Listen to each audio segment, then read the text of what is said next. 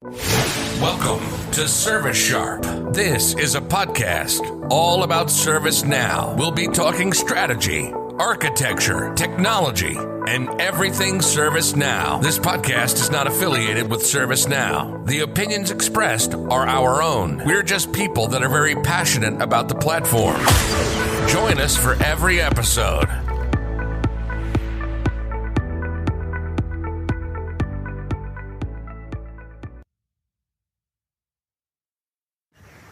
All right, welcome back. This is Jason Gibson with ServiceSharp. Today we have Jeffrey, and I'm sorry if I pronounce this wrong, but I'm going to try and get this. Jeffrey Tefertiller, right? Yes, sir. He is with us. And Jeffrey, if you'll introduce yourself a little bit and tell us kind of a little bit about yourself. Thank you, Jason. Thank you all for having me. Jeffrey Tefertiller. I've been in ITSM field for 25, 28 years. Mostly on the oversight, clean up mess kind of stuff. January, I left KPMG. I was on their internal side, started up my own consulting company. And so I'm looking forward to this conversation. So some people know me because I have a YouTube channel. I'm fairly active on LinkedIn. That's where Randy and I met. And so here we are. Awesome. Very cool. So also, of course, we have Randy and Justin with me and Brent, kind of our regular crew here. But we also have Kathy here, which has been gracious enough to join us with her presence once again. So thank you, Kathy, for joining us.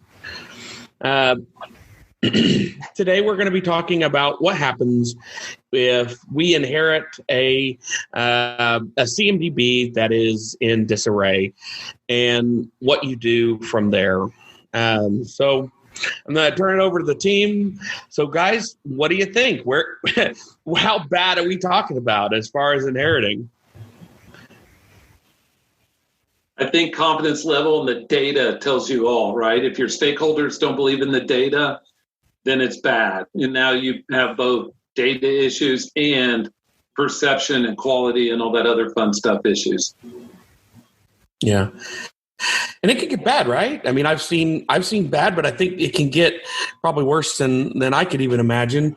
And I've worked with some systems that are pretty good, but they've taken a lot of work to get there. So what type of data quality are we talking about? Are we talking about, confidence level 50%? Are we talking about worse? Worse. Okay. All right. So that's a heck of a place to start. So what do we do? What are our steps? What's the first thing that we would probably want to do to get moving in the right direction? For me, it would be defining a narrow scope of CI classes that we want to take on. Whether you call it the Pareto principle, let's just do something well, especially when we think of the common services data model. We know it's going to feed APM and your services. Let's do some of it well. And some of that CI class choice may be which of those CI class owners do we think will really adopt and help us along this journey, because we need their buy-in as well. And, maybe it's just infrastructure to begin with and we do laptops and IoT later, but something of that nature. Sorry to jump in, guys. No, so we start, are you saying start small and kind of move from there? I'd probably try to take the 80%, maybe the servers, databases, networking, cloud if you can easily, things of that nature that we can, and not in every environment. Everybody wants to add 1+ on you, right? You do most of the databases, and then somebody's got one-offs, and it's like, how do we set the foundation well, and then do the others in future iterations? Anybody disagree or agree with that? Randy? No, I agree. I think that you always want to start small, and that's where you usually see the bad CMDBs how they get started is you turn on your tool and just take everything in that could possibly be out there, or your manager or your C-suite wants to see everything tomorrow, or today, and so everybody scrambles to try to jump in and add all of the things to the dashboards and to the databases and everything like that in order to please people, rather than stopping and standing back and saying, okay, what's tactical, what's functional, what can we do that's going to create value without destroying value. And what I've seen with some of the CMDBs we've talked about, because we talked about in the past, we're having CMDBs where Discovery was turned on for years and no, with ServiceNow and no management of that being done. There's absolutely no value in that data. Once it's stale, there's no value in it. It's just clutter that confuses people. And so, you see people jump in and trying to please everybody without thinking, how do we make it to where we're building it right, where we're going to get value out of it from day one, and we can add value as we move forward. Also, maybe how it helps your other processes too, and just go from however you define value, maybe what your business, what your C-suite, what your other processes need. Yeah, right. Well, I think too often what we don't focus on is looking at it in two ways. One is, okay, so what data do I want? What data do I need to track? Where do I start? And then the other way is, how do I keep it up? How do I maintain it? If you're maintaining it manually, that's not a good option.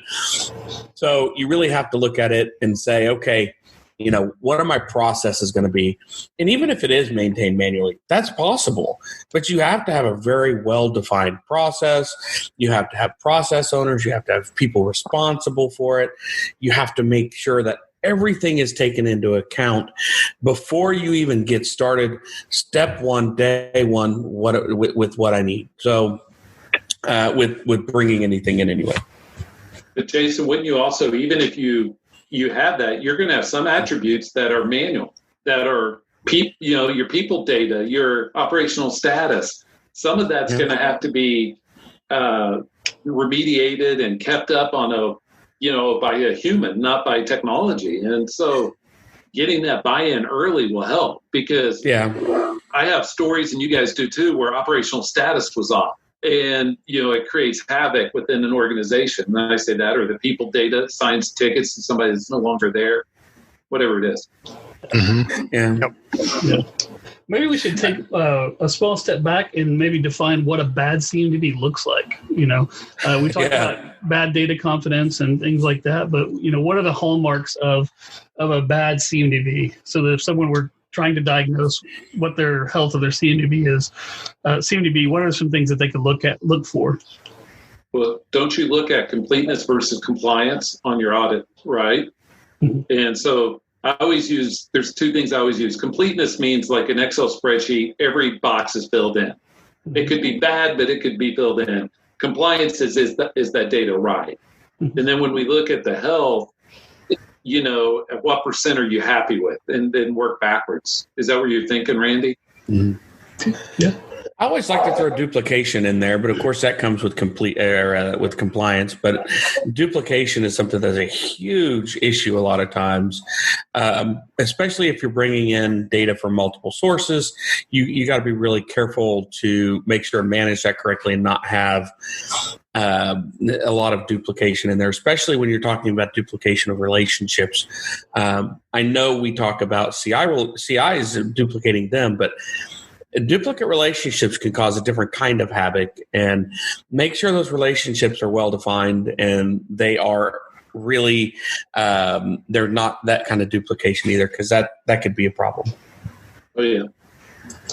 One thing that I've seen also that makes really dirty CMDBs is people not doing the follow-up for like retirement or end of life kind of stuff, and so they just the stuff gets added in, and now your CMDB is just growing because they're not taking the old stuff out. So there's always that too. Oh yeah, so staleness for sure. Staleness, yep. Yeah, I think this is a good indicator of the health. Sorry, Randy. I was going to say, I've seen the other side of it too, where something's live and they never really onboarded it live because the business owner didn't want to have the chargebacks or to be under change management or other things, right? So you have CIs in your CMDB that really should be there and aren't. Yeah. Yep. Let's hide our devices so nobody else knows they're there, but they're more important than we know. Yeah. Oh, I've seen that. And I've seen that, yeah. Okay, I'll stop there. yeah. Well, I mean, those things come to light pretty quick whenever, your data center goes down and you're trying to bring things back up. You start discovering, all the hidden phantom apps and things like that your company's running on that you didn't realize that it was running on before. Yep. Why is this all running on an Access database? Oh, God. Oh, I hit a nerve there with Kathy. I know I did. Yeah. Or a cloud instance that the business spins up and IT or someone else doesn't even know it has, right? Yeah. Of that nature as well. And so usually security is one of the biggest stakeholders in a positive way to help you in those regards, I think. Mm-hmm. So, Kathy, I know you've seen it go bad. And I noticed... definitely walked into it bad. So what did you do to kind of help? I don't know that I did very much, but I tried. It was so I think that what I tried to do to help is to get my resources were fairly limited, but I tried to get the SMEs to be able to identify what it was a smaller team. It was a very lean organization. And they did let's just turn discovery on and see what it does methodology. And then they ended up generating, it wasn't a massive organization with a whole lot of data or a whole lot of devices, at least in their corporate facility. But yet they still had, 700,000 configuration items, which was really excessive considering the size of the organization. And so I was trying to not only that they had a lack of education on what a CMDB was supposed to accomplish. And they're like, well, we just want everything. And I'm like, I don't really think that you do. I don't think that you understand what everything really means whenever you are looking at it from what discovery will pull in for you. And so my task there was not only trying to determine what it is that they needed to be able to account for from an ITIL perspective and from a change management and compliance perspective, but also educating their people on what is a CMDB for, what are we supposed to use it for, what should it accomplish, what do we really need to see, and then trying to refine it back from there.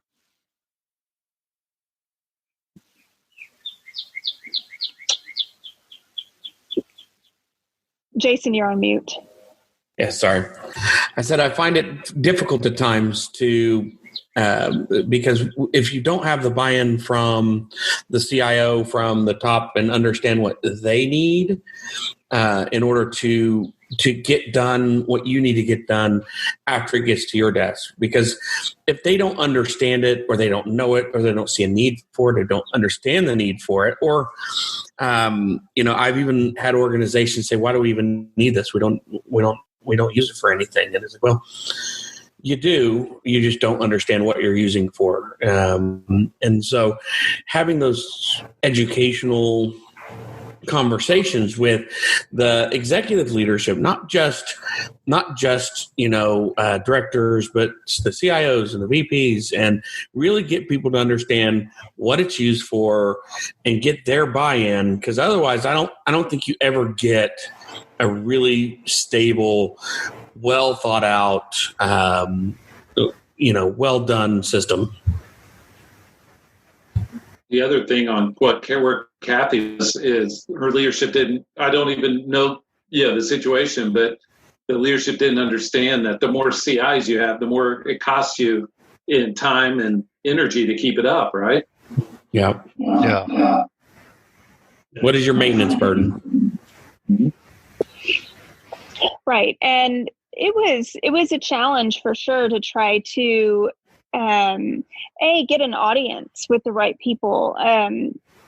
you talk about executive leadership. Well, wasn't able to have an audience with the executive leadership at that time to help them to better understand and to be a driving force behind what it is that we were trying to achieve with their CMDB. They were just like, well, they kept saying, well, you're the expert. And I'm like, right. Okay. I get that. But at the same time, I'm not the expert of your infrastructure. So you have to help me help you. I think we talked about that the last time we met up. We talked about that, the business and IT don't always communicate in the same languages. And, I think that IT sometimes operates in a vacuum when it comes to leadership, expecting leadership to lay out things that they don't understand they need to lay out. And then leadership comes in and they hire IT people and they have that attitude, well, you're the expert, you should figure it all out without my input. And everybody's kind of trying to push the easy button rather than doing the hard stuff. So number one, I think it goes back, number one, to the education and policies. That's the very first step in a foundation for a good CMDB, in my opinion, is, if management doesn't know what a CMDB is or what it's used for, then you don't need one. You're going to cause more problems and then you're going to get benefit out of it. And at the same time, if they do know what it is, but you've got horrible policies for managing stuff as it is, you don't want to automate those, because all you're going to do is get, if you've got junk policies that are creating junk, all you're going to do is make junk faster. And you don't want to do that. And sometimes it's fun, but you don't want to do that. Yeah, I agree. Have you all go ahead, Jason. No, go ahead. I was just going to ask you, have you all ever been a part of organizations that had a governance body, like a configuration control board, over the CMDB? Had like broad representation, things of that nature? We've been a part of some. Well, I can speak for myself. I've been a part of some that were trying to set that up. That a lot of the consulting I've done has been in companies that were on the cusp of going from being the world's biggest mom and pop to being a grown-up organization, or I say grown-up, but to being the acting like an organization that's the size they are. Once you hit a certain threshold, you have to change things. Things can't be as informal as they were. And so I've been in a lot of companies where they've been going past that barrier from we're an informal organization that everybody kind of knows where everything's at. Everybody kind of knows what all the CIs are and all the important things are, to now we're an organization that we've got more stuff and more people than not everybody knows everybody. Not everybody's been to everybody's house and, stuff like that. And so they've tried to set those boards up and they've tried to set that up, but there's been, it's been very rocky, I think, for, a lot of those.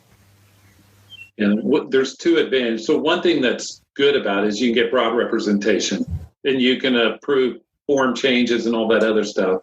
And the other thing it does, and for your developers and your technical SMEs, is it gets them out of being the gatekeeper, right? Because it allows them not to be the bad guy or the bad girl, and it allows them to be we all made this decision, we're all going to live with it. You know what I mean? And so it's one of those things that people do it poorly when it's in too small of an organization, and probably do it too late in a big organization.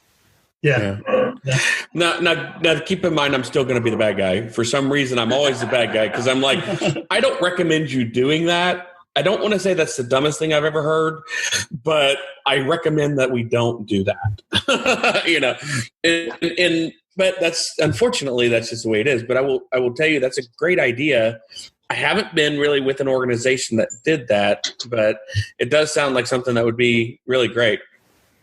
I'm all for governance that's independent, to get people out of the middle, so it's a we decision, not a me, and to allow your business stakeholders to address what Randy was saying, get them closer to the table so we can do things that align with what they're trying to do. Yeah, I like it. I like getting there to be more of a collaborative environment, but at the same time, I'll tell you, I've been in places where there's been too much of a collaborative environment where it's we have a consensus for every decision, and what that means is no decision ever gets made, or no decision is ever permanent, and that's caused. I've seen hundreds of thousands of dollars wasted on projects because of that. I've been in those situations too. It's usually the lack of somebody. The culture's not there for people to step out and make a decision, right? Yeah. I've also seen it be really bad when everything has to go up to a single governing body. I've been in a university style where everything had to go to the board of director or to the board of trustees, or I forget what they call it now, but it was a group of people that made decisions that have no idea anything about IT. And they made this decision for everything that happens in the organization. And that was such a bad idea because they literally had no idea. So they're going, how much is it? Oh, that sounded cool. Let's do that one, And so they didn't really have the background to make the decisions. And the thing I like about what you're talking about is you're talking about buy-in from areas that should know what they're doing and areas of IT that should have an input to how that is handled in the CMDB. Yeah, like CI class owners, and you want them at the table. You want your business, but it's just one of those things that not every organization it works, but it allows them to move faster. Like, what metrics do you want? How do you add scope later? We want to add these attributes. Who makes that call? And we want to add this attribute, or we want to turn on discovery for this. And it's that kind of thing. Is how do we enable things to move faster? And the one thing about the configuration control board is it's where change management, if you look in the old ITIL books, intersects with configuration management, where it said configuration control in the change management books. And so it's where that intersects. Now, I sat on one of those boards, and we had stakeholders from. We didn't use discovery, so we had stakeholders from our primary discovery tools, and then we had people that were CI. I don't want to say class owners because they weren't responsible for the whole class, but they were responsible for that particular class, maybe in the location that they were managing over. Because we had, several different data centers and different groups over those devices in the data center. So we would have a server admin for our location and one for another location. And they were all they were more responsible for the classes within their realm. But we were basically the control, like who oversaw those classes, we used certification tasks, which I've mentioned in previous podcasts about how we utilize those, and that they were very useful for our benefit because we were able to then get people that knew more about the infrastructure that they were deploying to then ensure that the correct people were assigned to support them, that the right groups were assigned to them. It wasn't a totally manual process, but it was probably like 80% discovered, 20% manual, because we didn't use discovery. We had a lot of control over what got into our CMDB. And even though it wasn't perfect from a relationship perspective, and we couldn't really benefit from some of the other areas in ServiceNow because we didn't have discovery, it kept our CMDB really clean though. I was in one environment where we were doing the CMDB deployment, or we were redoing the CMDB deployment, as happens a lot.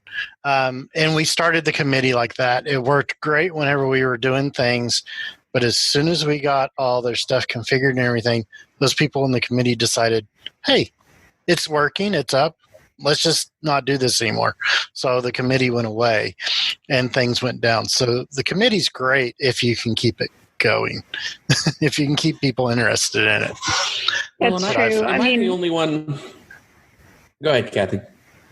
Oh, I was going to say we would lose a lot of people because we had a lot of rifts and we would end up losing a lot of people that were on our committee and ended up getting reorganized in a million different ways. So our committee was always changing. I mean, I think that at the end of it, me and my manager were the only people he was gone whenever I left. So it was really me. I was the last standing person on the CMDB committee. It doesn't fit every organization. It's that balance of bureaucracy versus governance, right? And it's how do we use it to enable outcomes, not bog it down in red tape. Yeah, and I agree wholeheartedly in that kind of process oriented, and bringing that to a committee to make decisions that have people that have good input. With that being said, I'm also a big fan of automation. So if we can automate it, if we can bring it from a discovery source, if we can do those things, I tend to do those first and then take that 20% and build processes around what those 20% is needed. Yeah, but you would want to use that board to approve those integrations, right? Or that automation, right, so that they understand, here are the attributes on your form. These are discoverable. These are not. We want to, let them be. And so it's kind of like whenever you're talking CI/CD and change management and all that, it's approving the spirit of the law, maybe not each little piece of it, right? Every time that makes an integration and you move things from SCCM over to the CMDB, you don't need to run it through that board, right? I mean, or how often discovery runs, or, that's not that. It's like, how do we control what's on the form, attributes, things of that grid, integrations, all that stuff. Yeah, absolutely. All right, guys. So we're going to take a quick break, pay the bills, and listen to our sponsor. So give us just a minute, and we'll be back, and we'll continue this wonderful discussion about CMDB. Hang on just a minute. This podcast was made with Anchor. Anchor is the easiest way to create and publish your podcast. It's free. Creation tools with it allow you to record and edit your podcast right from your phone or computer. Helps you distribute your podcast. It's super simple to publish to Spotify, Apple Podcasts, Google Play, any of the major ones. You can make money from your podcast. There's no minimum listenership, so they make it super easy to monetize. It's really everything you need to make a podcast in one place. So why don't you go out and download the free Anchor app or go to anchor.fm and get started. All right, we are back. This is, again, Jason Gibson.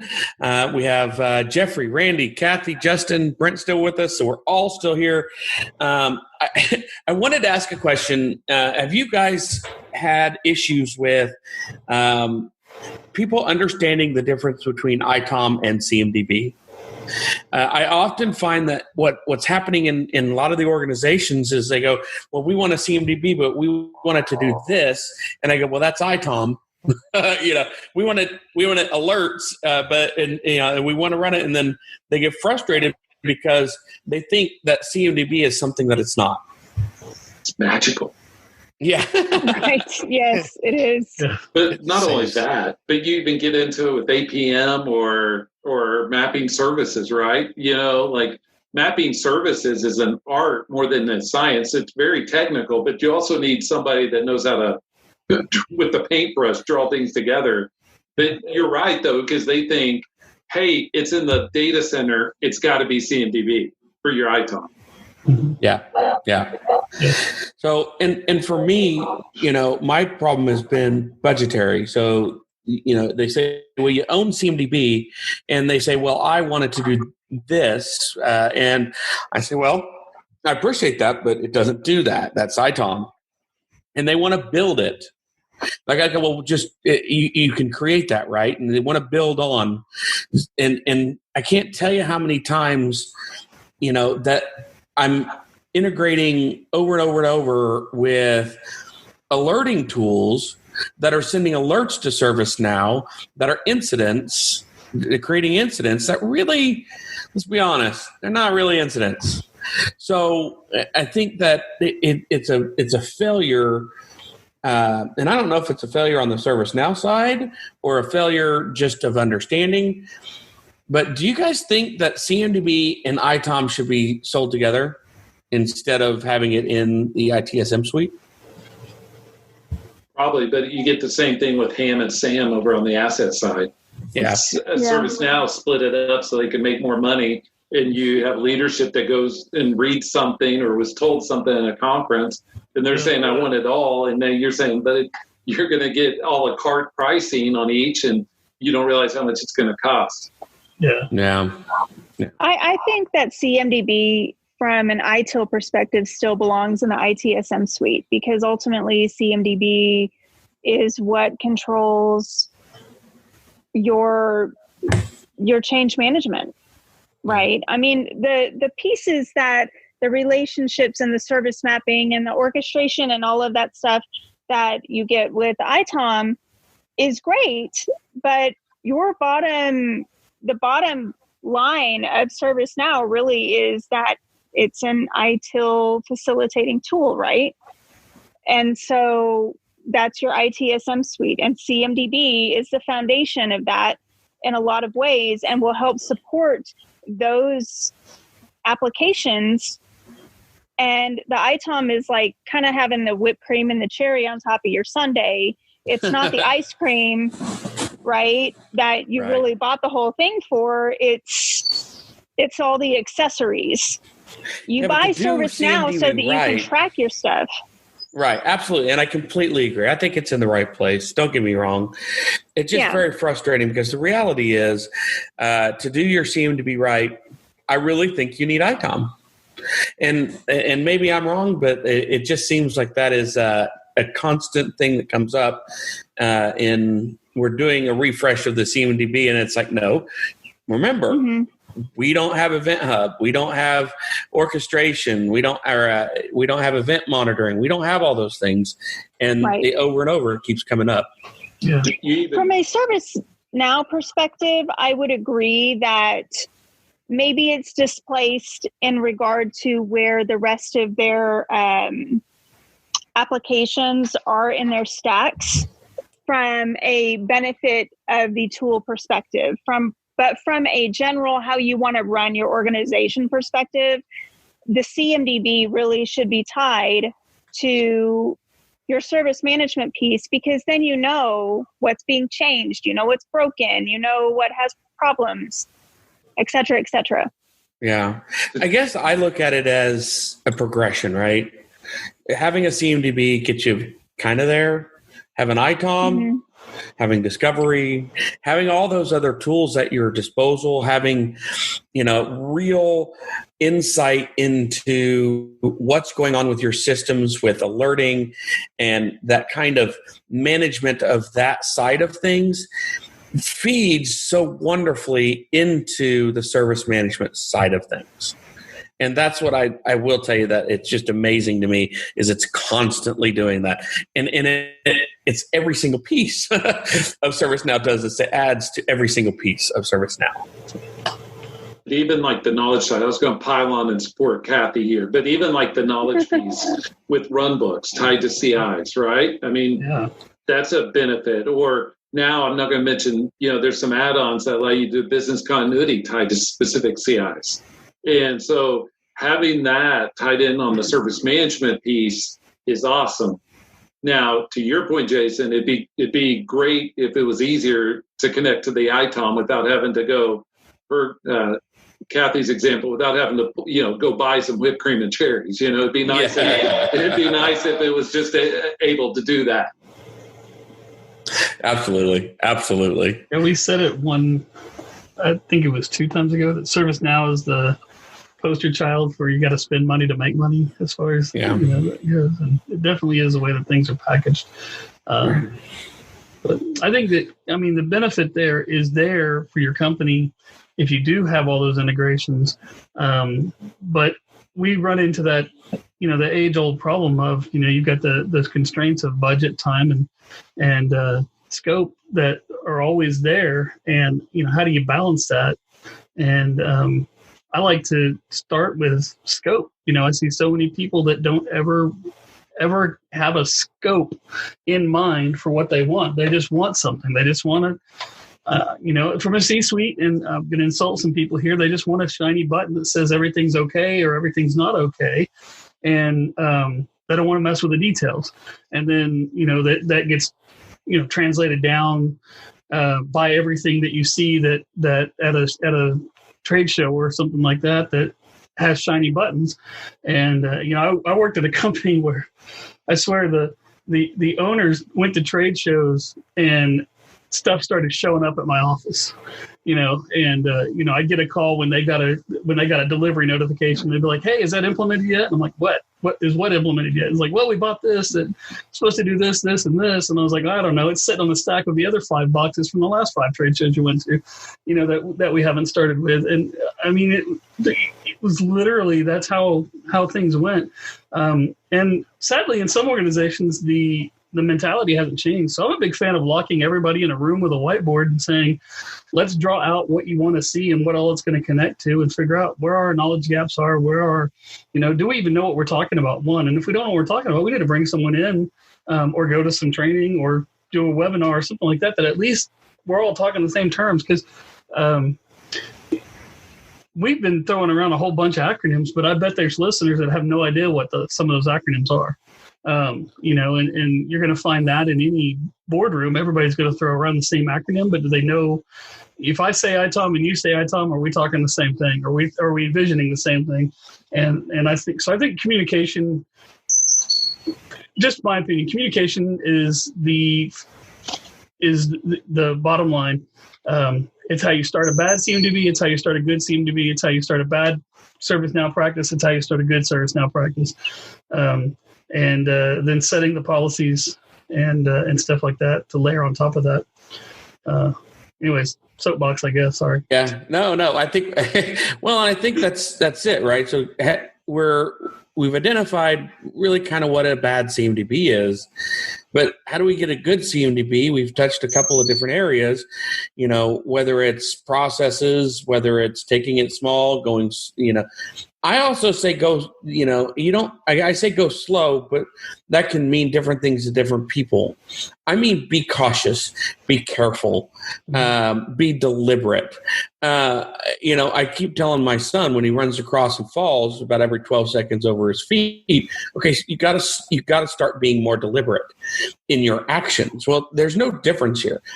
We're starting something we don't understand. We need to educate ourselves, and then we need to start. We need to start small and be deliberate. We've talked about bad and we've talked about good. The one thing that I would think that needs to be included is some kind of measurement or metrics, so we know what's bad and we know what's good. And so, data quality to me is like your checkbook. If I told you your checkbook was 75%. We have young listeners; they may not know what a checkbook is, but your PayPal account. If I told you your checkbook or your Venmo was 75% correct, would you think that's good or bad? And then if you think that's you go, hey, that's good, and then you go, whoa, what's that other 25%? Right. That's the conversations we need to understand on our measurements, our metrics, all that stuff. How are we measuring it? How do we know what good looks like? All that fun stuff. And that's the start of a lot of arguments in marriage right there. Yeah. What's that? I think 75%. That's great. Don't worry about it. Yeah, you don't need to know where that other 25% went. Yeah, that's right. Yeah. It's usually in my tool chest. Yeah. It's usually right behind you in your office. I just think that we need to talk about metrics and measurements, not in terms of because some of it comes straight out of the box, right? Great. But we also need to understand whether we educate the people that view it or change it to what it needs to be, run it through some BI. But we need to be able to make sure everybody sees the same thing, understands it as the same thing, so they can see the incremental progress. That's how do my you know where you're Randy. gonna? Yeah, how do you know where you're gonna go, and how do you know when you've gotten there if you didn't measure it to begin with? Yeah. And you got to start with a baseline. You got to know where that you know you're bad, right? So start there. What exactly does that mean? It could be confidence level from the end users from surveys. It could be, that could be added in as measurements on how well we're doing, is confidence level, and of course you have your standards, as far as ServiceNow is concerned. It has its own measurements in the CMDB dashboard that I would say, if you haven't seen the CMDB dashboard, go get a personal developer instance, go take a look at it. It will help you actually with making some of those decisions to move forward to make things better. Yeah. Some of the older ServiceNow versions don't have as good of trending as they could, and that's why a lot of companies went to the practice of pushing that over to a BI tool so that they can see, let's say by CI class, how are they doing with the aging of their audit tasks because their information may be stale or whatever. And so to be able to trend it is a nice to have, just for political reasons. Oh yeah. Yeah, if you're not, I like that you brought that up. If you're not measuring something, then you have no idea where you're going. You just, there's no value in what you're doing. We talked about this. I think it was the same time when we were talking about how that too often IT is seen as just a cost center rather than a center of innovation or a center of or a necessary center. People don't question marketing and accounting as far as being necessary for the company. And we talked about how basically IT is just as integral to a company now as it is, but we still, as these other departments, but we still kind of live under that legacy of IT used to be in the basement and they were just there to make accounting run better. You know what I mean? And that was the only rule. And we also have to get over, I think, metrics as a dirty word. And I've seen, as a manager, a lot of resistance from time to time when you go out to show metrics where it's just, hey, they want these metrics so that they can cut people, or they want these metrics so that they can do, cut corners or whatever. We've got to get beyond seeing metrics as punitive and get to where we see them as being, how we describe our value that we're adding. Yeah, absolutely. So, and I think I've mentioned that even as early as, when we talked about road mapping at one point. Yeah. When we're road mapping, we have to know where we're going. We have to have an end in mind, and we have to know where we're at today. And then we got to know how we're going to get there. And so combined with the road mapping, if you have that real strategic, that strategy of here's my roadmap, here's where I'm at, here's the metrics to measure where I'm at, here's what's going to be where we're going, and here's how I'm going to measure being successful. And then moving forward from there and having leadership buy in that, you'll be successful. You will be successful if you take that kind of approach and you get it to leadership. But not only that, Jason, but if leadership agrees that you're successful if you hit X, and now you're measuring towards it and you hit X, it's a lot easier to get funding for the future. And so, you know what I mean? Because it has to be broad leadership, not your boss, because what happens if they leave or whatever. But I meant, though, you get this agreement, business, everybody. If we hit X, your confidence level will be higher, right? Yes. And walk them through. And then that's what I was getting with trending, You may move from a 59% to an 82 or 83%. And as you're hit 70, you go, look how far we've come. I know we got this much more to go, but you need to have faith in us. We need your support, boss, all that kind of stuff, because we need to be able to continue to make that progress. And with that being said, don't be ridiculous. You're never going to have 100%. Right. Just understand that is not attainable. 100% is not something that you're going to ever see in your lifetime. It's not something I will ever see in my lifetime. And so that's not the goal you want to be at. 90% confidence level, 95% confidence level. I mean, that would be insanely impressive.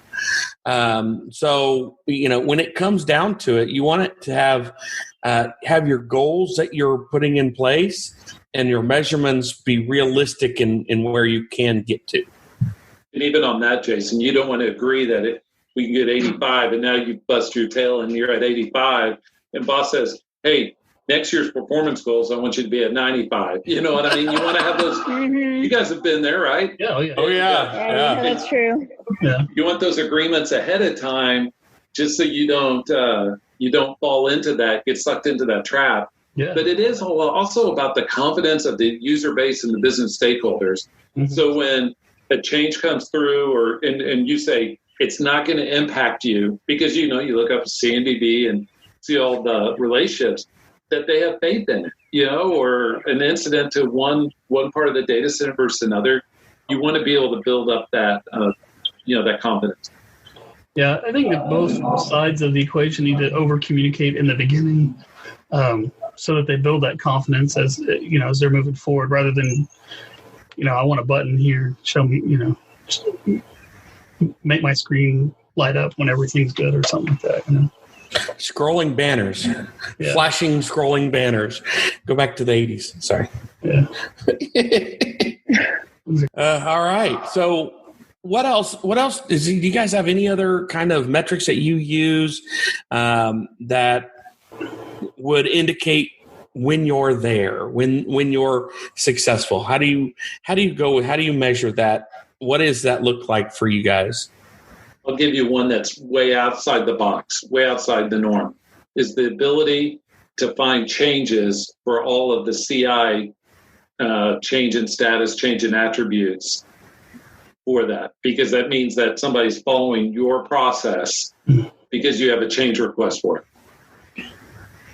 Yeah, I think it's a good metric.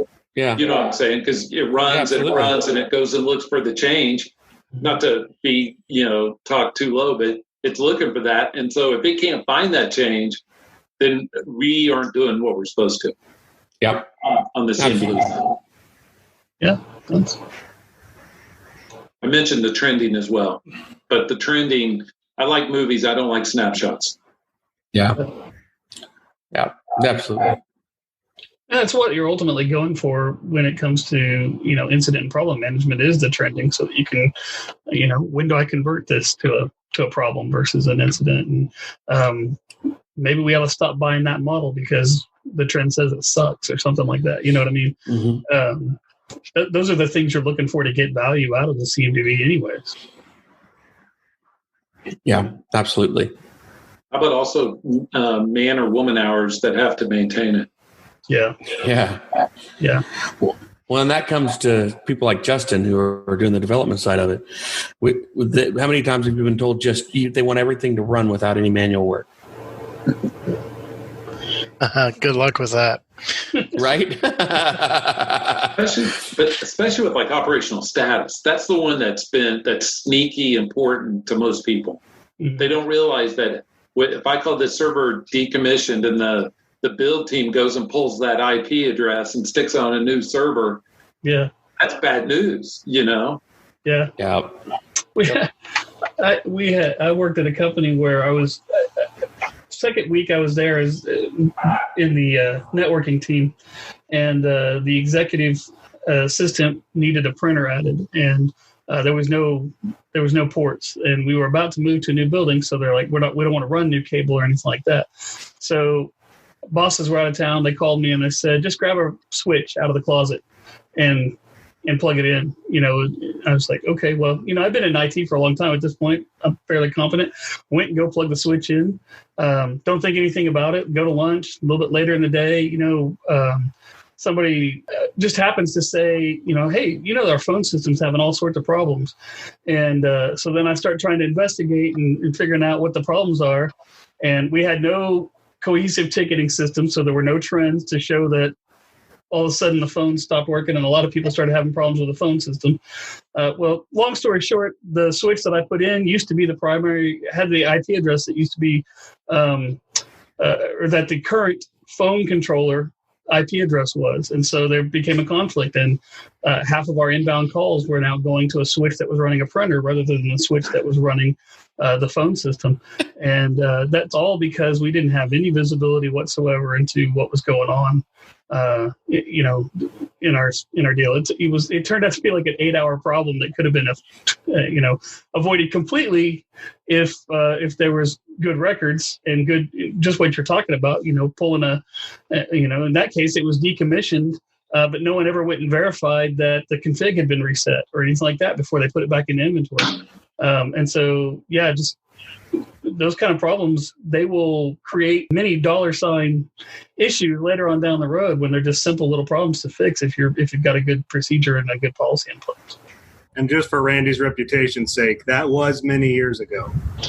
Yeah, it was many years ago. Hey, but that was my initiation. I was always told that by IT people that you're not really truly in IT until you brought an entire company down once. So been there. Yeah, and by that definition, I'm really, really, really into IT. Yeah.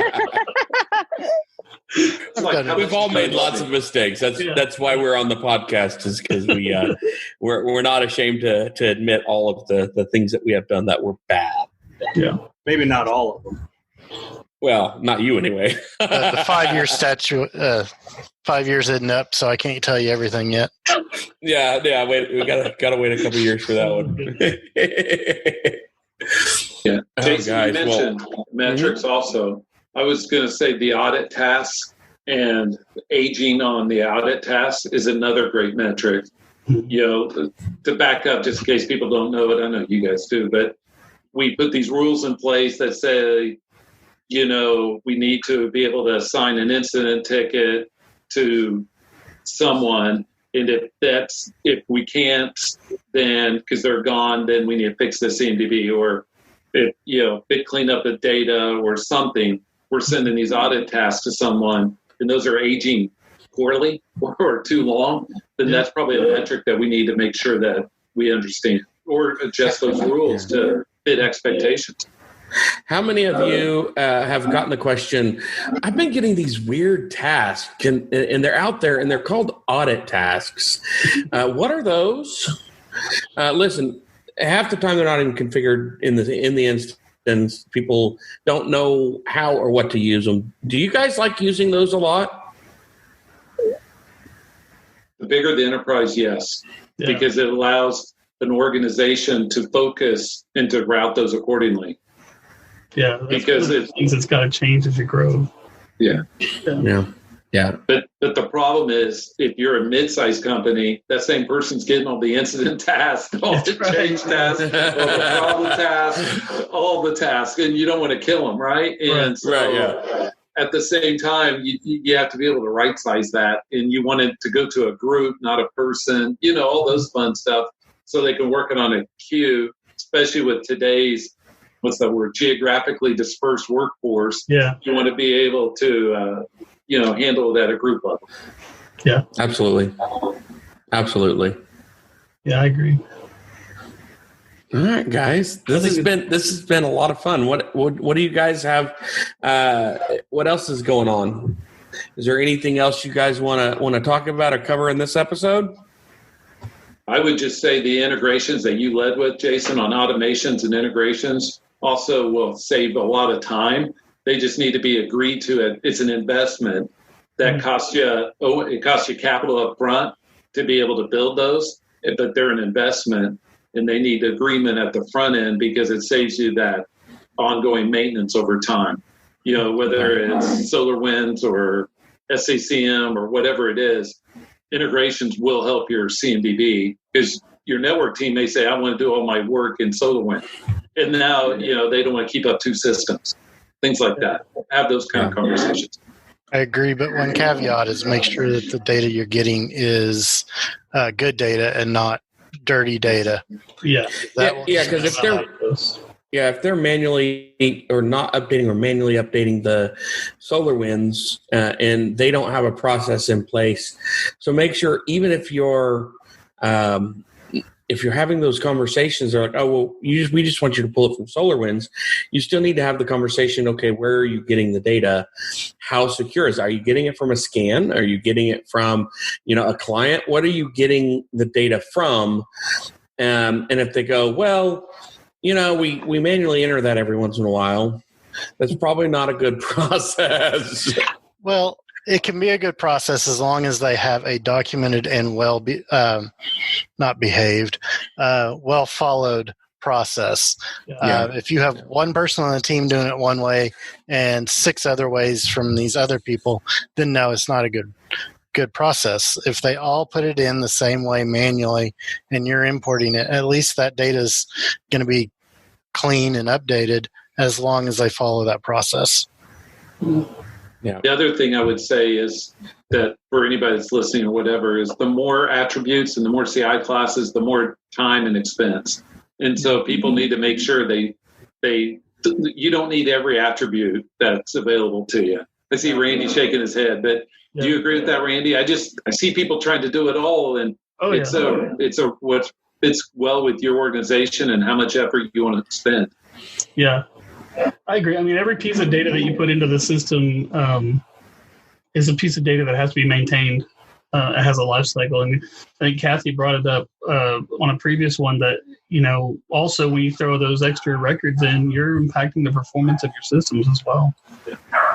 Yeah. So I think everything needs to be, the problem with CMDB that I see with most people is discipline, and it takes discipline to do it right. And it's kind of what we're talking about here.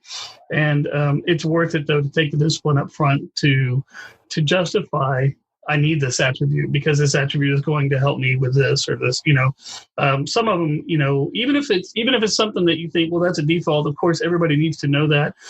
Still, in your data definition document or whatever you're using to track that,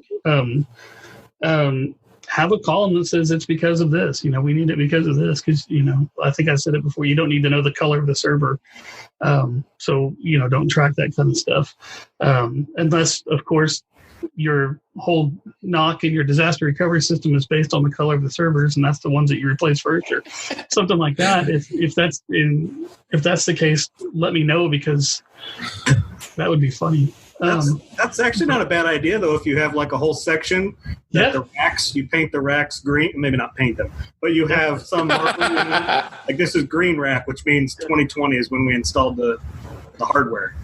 I will say that in a lot of networking places, we do use different color cat cable to delineate. This is connections between switches. This is connections to servers. This is connections back out to clients. And this is secure VLANs and things like that. So it's not as outlandish as I guess. Well, they do that for power too.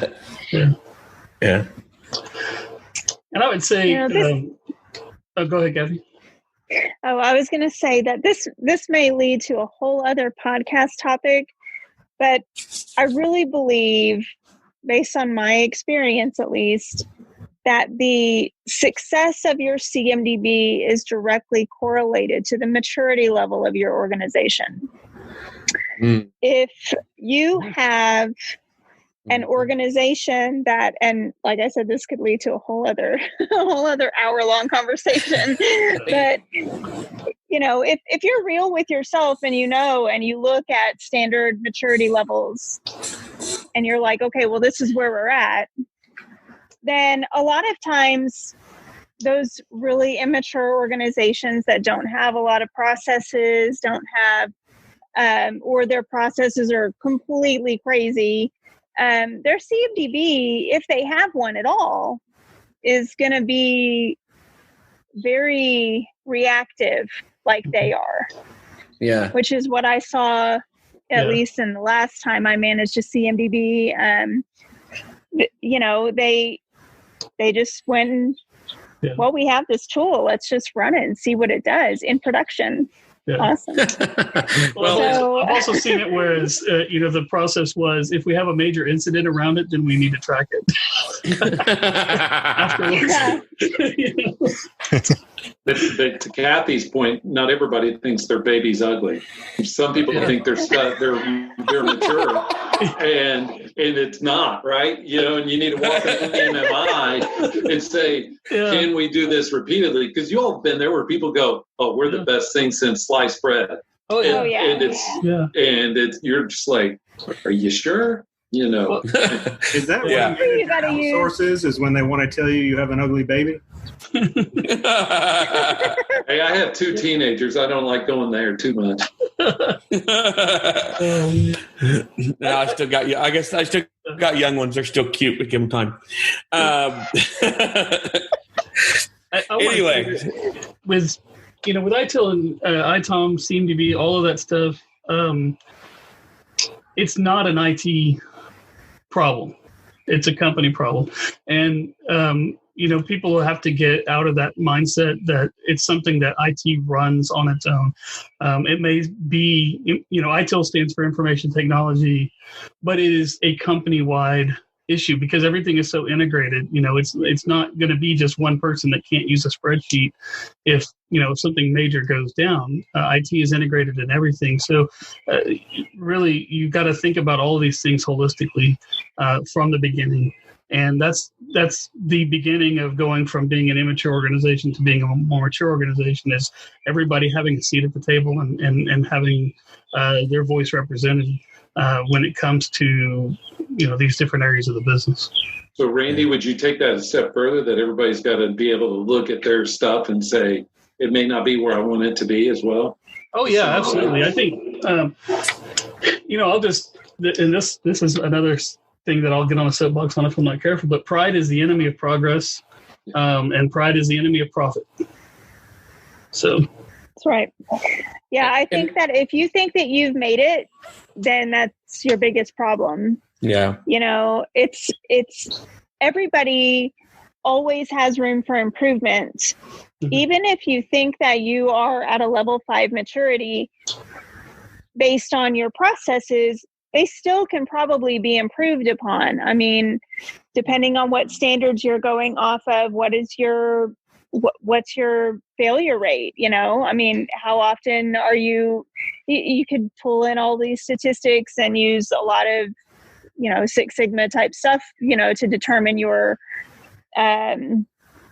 productivity and efficiency levels. But at the same time, it's like, if you get to the point where you're like, well, I think we're fine, I think we've made it, then that's at the point that you start failing.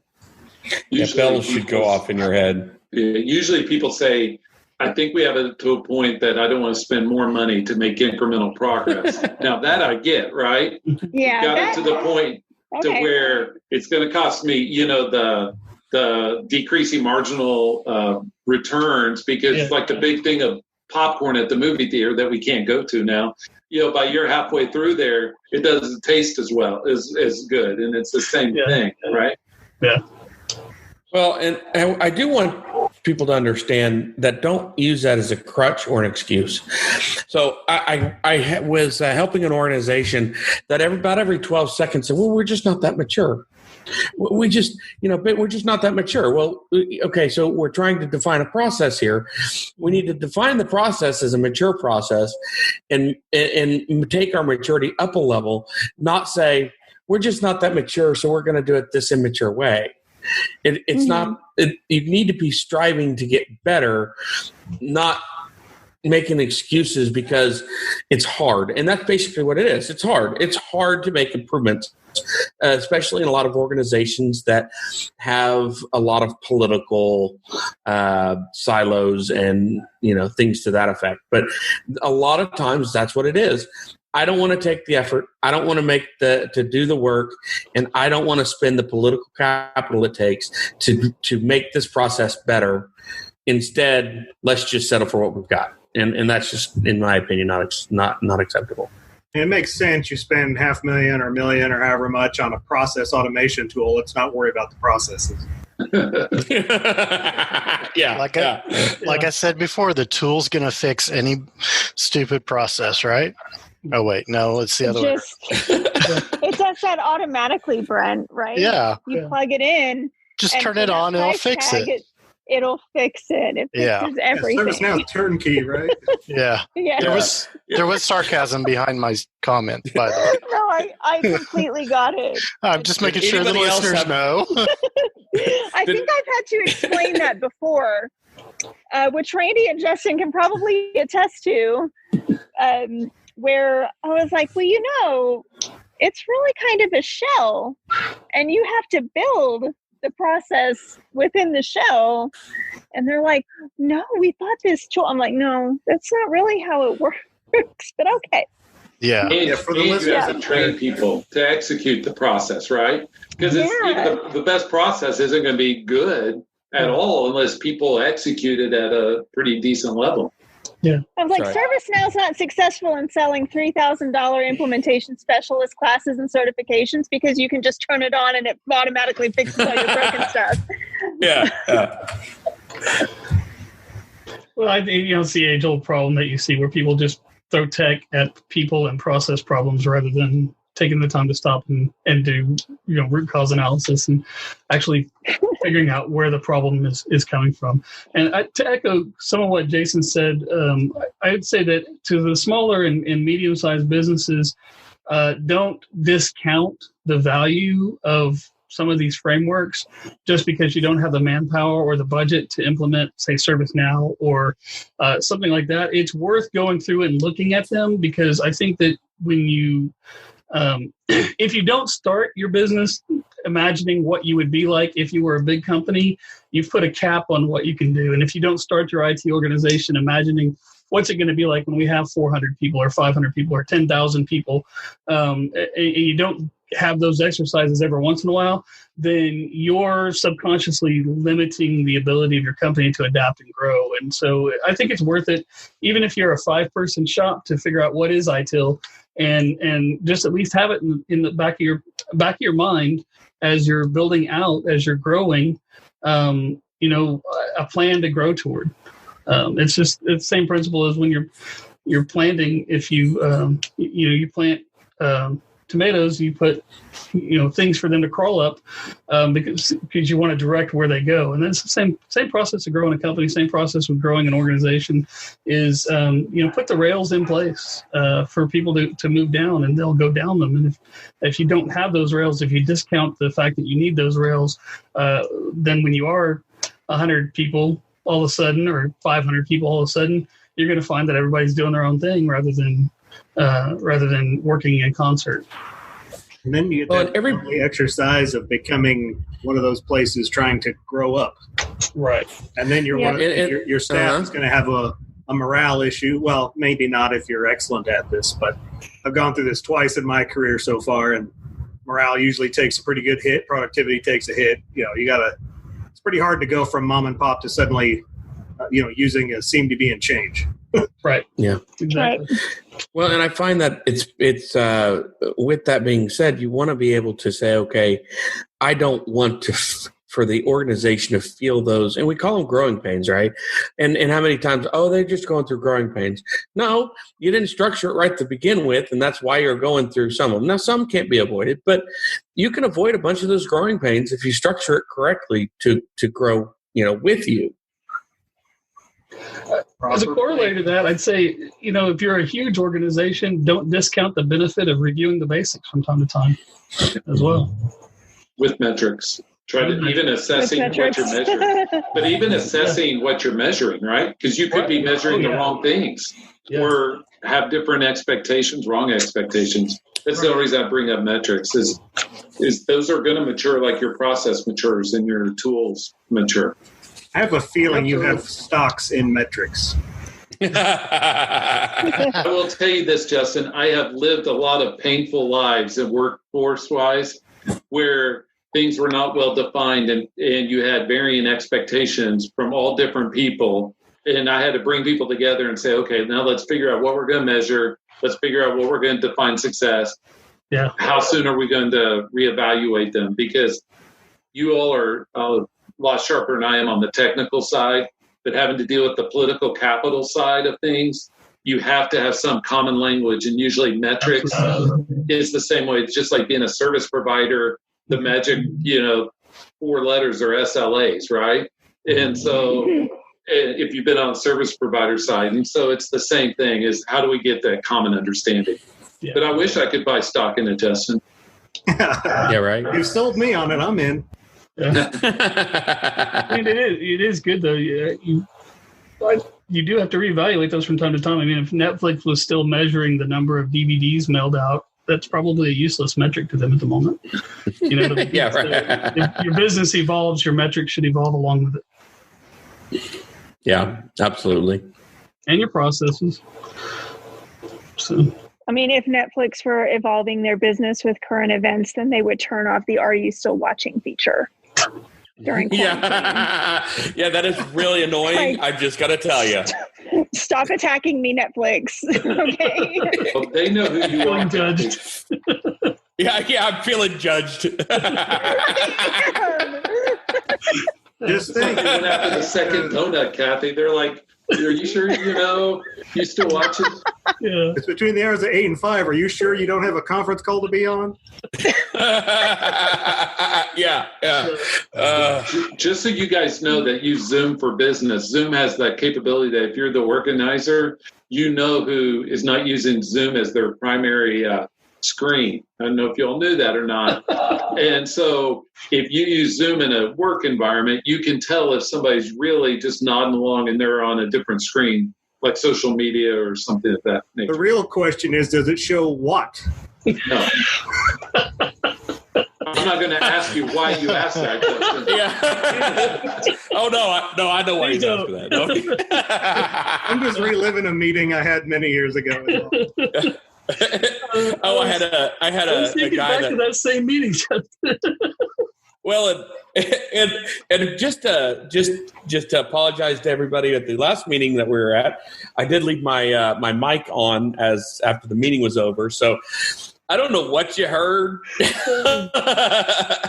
but that was probably well, obviously the police in Oklahoma City or wherever you're located aren't very good. Let's just put it that way. Yeah,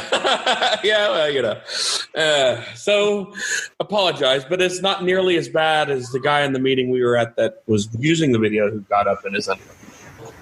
So he was wearing a nice polo. He thought the meeting was over, got up. No pants. Yeah. Hey, dude. Friday has a new meeting with Zoom meetings. That's when you hit record, Jason. Yeah. You had a viral video on your hands. Well, Yeah. Is it really that common that people are walking around their house naked? Like, I usually... Well, you really want to know? Okay. Maybe I don't know. I'm going to save my comment for after we stop recording. Totally. A couple minutes ago, right? Yeah, ready, right? Yeah. All right, guys. Well, it has been way past time. So thank you for joining us. And this will be coming out very soon. So I like it, share it. It will help us a lot. We want to get as much exposure as we can. The shares really do help. So please try and do that. And we do appreciate you guys joining us. Yeah, Jeffrey, thank you so much for being a part of it. Yeah, pleasure to meet you. Thank you. Thank you, guys and lady. Thank you. Bye. We want to thank our flagship sponsor for this show, the Sharpstone Group, LLC. Sharpstone is your source for all of your ServiceNow needs. Implementation, development, administration, strategy, and architecture. Contact the Sharpstone Group today at info@sharpstonegroup.com or 405-594-0100. We'd love to answer your questions or have you on the show. Contact us at ServiceSharp@sharpstonegroup.com or find our LinkedIn info in the notes. Additional sponsorship opportunities are available.